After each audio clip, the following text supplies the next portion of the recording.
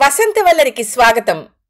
ఇవాల్టి వసంతవల్లరిలో సుప్రసిద్ధ కథా రచయిత్రి శ్రీమతి గంటి ఉషాబాల గారు రచించిన హాస్య కథ గుడుగుడు గుంజం పనిలో పడదాం వింటారు.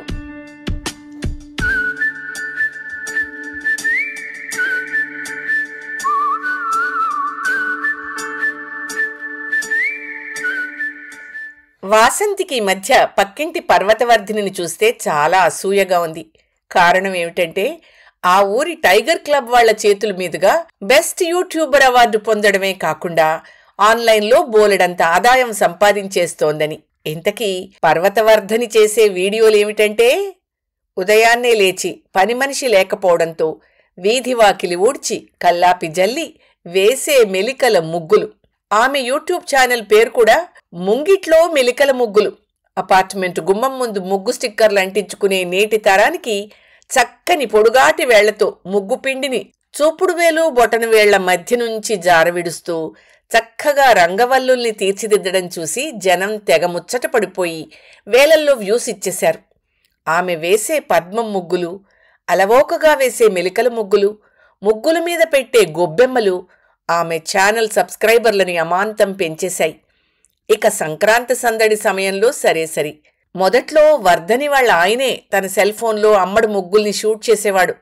తర్వాత తనే ఓ ట్రైపాడ్ కొనుక్కుని రోజు వీడియోలు తీసుకుంటూ, పర్వదినాల్లో అయితే రోజుకు 2-3 వీడియోలు పెడుతూ వేలల్లో ఆదాయాన్ని సంపాదిస్తోంది 10వ తరగతి పాస్ అవని పర్వతవర్ధిని.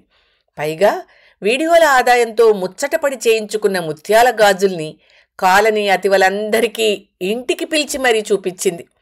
ఓ వీడియోలో యూట్యూబ్ నుంచి నా మొదటి సంపాదన అంటూ చేతిలోని నోట్ల కట్టల్ని చూపిస్తూ మరీ థంబ్నెయిల్ పెట్టింది.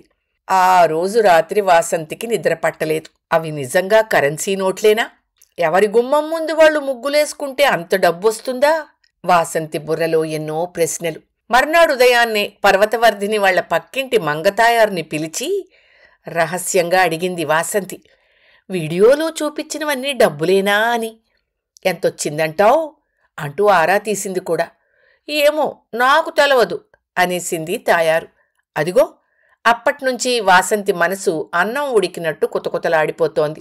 ఆఫ్టర్ ఆల్ 10th పాస్ అవ్వని దానికి అంతుంటే ఇరగవరంలో ఇంటర్ వరకు చదివిన నేనెంత పోజు కొట్టాలి అనుకుంటూ, నేను ఏదో ఒకటి చేసి యూట్యూబ్లో వీడియోలు పెడతాను, టీవీ సీరియల్ యాక్టర్కున్న ఫాలోయింగ్ తెచ్చుకుంటాను అంటూ మంగమ్మ శపథం చేసింది. శపథమైతే చేసింది గాని ఏం వీడియోలు పెట్టాలో అర్థం కాలేదు వాసంతికి. మొగుణ్ణి సలహా కూడా అడిగింది. నీకేం వచ్చునే వీడియోలు చేయడానికి? ఇల్లు చూడెలా ఉందో, ఇప్పుడే ఊళ్ళోంచి లేచిపోయే వాళ్ల ఇల్లులాగా. ముందు శుభ్రంగా ఇల్లు సర్దుకో అన్నాడు బుర్రగొక్కుంటూ. ఇల్లు వాకిలి వంట ఇవన్నీ ఎప్పుడూ ఉండేవే, ముందేదైనా వీడియో ఐడియా చెప్పండి. ఆ ఐడియా ఒక జీవితాన్ని మార్చేటట్టుండాలి సుమా అంటూ షరతు కూడా పెట్టింది. అప్పుడు ఇంక ఏదో ఒకటి చెప్పక తప్పలేదు ఆ మొగుడు గారికి. నువ్వు పొద్దున్నే లేచిన దగ్గర నుంచి రాత్రి మంచం ఎక్కే వరకు నువ్వేం చేస్తావో అవన్నీ రోజూ ఓ వీడియో పెట్టే అన్నాడు ఆవలిస్తూ. మర్నాట్నుంచి పతిదేవుడిచ్చిన సలహా మేరకు వాసంతి పొద్దున్నే నిద్ర మంచం మీద మొగుణ్ణి దుప్పటి లాగి మరి, ఏమిటా మొద్దు నిద్ర, బారెడు పొద్దెక్కింది లేవండి అంటూ అరిచే సన్నివేశం నుంచి వీడియోలు పెట్టసాగింది. పాపం ఎడిటింగ్ సరిగ్గా రాని వాసంతి యథాతథంగా ఆ వీడియో పెట్టేయడంతో జారిపోతున్న లుంగీని సర్దుకుంటూ వాసంతి భర్త బాత్రూంలోకి దూరే సన్నివేశాన్ని చూసి నెత్తి బాదుకున్నాడు అతగాడు. మొదటి వీడియోకి 10,000 వ్యూస్, 100 కామెంట్స్. వావ్ క్యా బాత్రూమ్ హే అంటూ ఒకరు, అచ్చంగా మీరింట్లో ఎలా ఉంటారో అలాగే వీడియోలు చేయడానికి ఎన్ని గట్స్ కావాలి అంటూ మరొకరు. ఇలా వచ్చిన కామెంట్లు చదువుకుని వాసంతి ఎగిరి గంతేసింది. కానీ వాళ్ళ ఆయన మాత్రం వా అంటూ కార్టూన్లో ఏడుపు మొహంలా పెట్టాడు తన ముఖాన్ని. ఇక ఆ మర్నాడు నుంచి రెట్టించిన ఉత్సాహంతో వాసంతి ఇల్లు ఊడవడం ఎలా, బాత్రూములు కడుక్కోవడం ఎలా, చిరిగిపోయిన లంగాలు లుంగీలు కుట్టడం ఎలా, అన్నం వండడం ఎలా, తమలపాకు మీద సున్నం రాయడం ఎలా, అలా ఎలా ఎలా ఎలా అన్న విషయాలపై రోజు వీడియోలు పెట్టేసి 10 లక్షల్లో పని పాట లేని వాళ్ల వ్యూస్ని సంపాదించేస్తోంది. తన ఛానల్కి గుడుగుడు గుంజం పనిలో పడతాం అని పేరు పెట్టింది.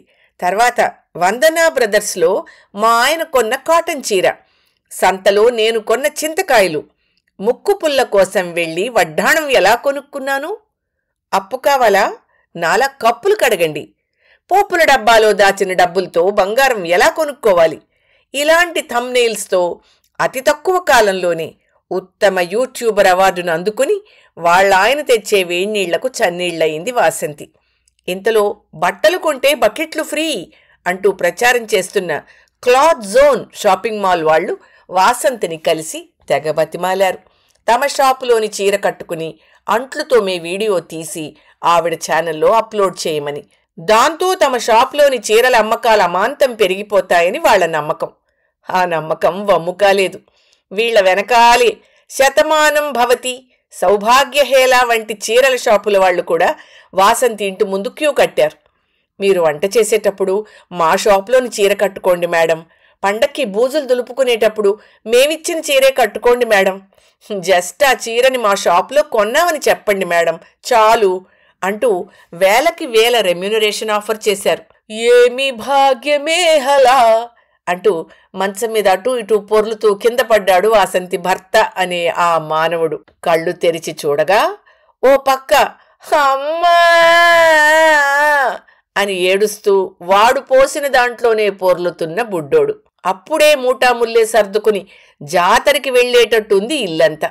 ఇక నిన్న వెళ్లిన పేరంటం నుంచి వచ్చిన తర్వాత విప్పిన పట్టుచీర నుంచి ఆవేళ పొద్దున్నే వచ్చిన పాల ప్యాకెట్ వరకు డైనింగ్ టేబుల్ మీదే ఉన్నాయి. వాసంతి మాత్రం ఒళ్ళు ఎరగకుండా గురకపెట్టి నిద్రపోతోంది.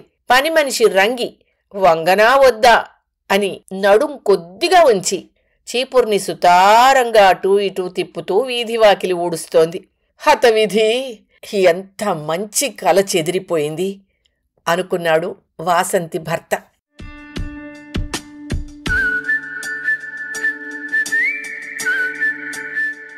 వసంత వల్లెరిలో సుప్రసిద్ధ కథా రచయిత్రి శ్రీమతి గంటి ఉషాబాలగారు రచించిన హాస్య కథ గుడుగుడు గుంజం పనిలో పడదాం విన్నారు. వసంత వల్లరిలో ఇవాల్టి కార్యక్రమం మీకు నచ్చిందని ఆశిస్తున్నాను. అందుకే లైక్ చేసి మీ మిత్రులకు బంధువులకు లింక్ను షేర్ చేసి మీ అమూల్యమైన అభిప్రాయాన్ని నాకు కామెంట్ బాక్స్లో తెలియచేయమని, వసంత వల్లరికి సబ్స్క్రైబ్ చేయమని విన్నవించుకుంటూ మీ వసంతలక్ష్మి అయ్యగారికి సెలవు మరి. Thank you.